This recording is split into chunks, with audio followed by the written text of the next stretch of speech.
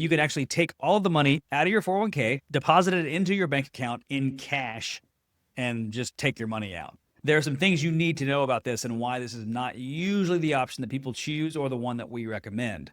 When money comes out of a 401k, and we're going to assume this is regular 401k money that is pre-tax, therefore taxes have not been paid on this money yet. When that money is taken out of the retirement account and put into your bank account, cash, check, anything non-retirement, that money then is taxed as income.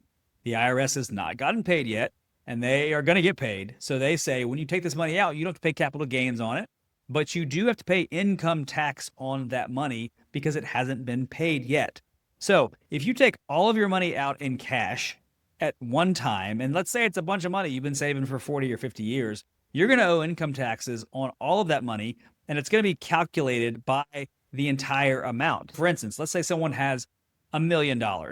They don't have $1 million in income this year, but if they have $1 million and they take that money out in cash out of their 401k plan and put it into their bank account, they are going to owe taxes on $1 million of income.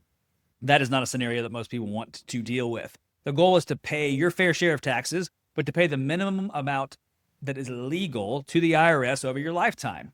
One of the ways that you can do that is to spread out the taxation of the money that you're taking out of your retirement accounts. So even though option number 2 is technically something available to you, you can take your money out. You can just put it in the mattress, put it in the bank account, do whatever you want to do.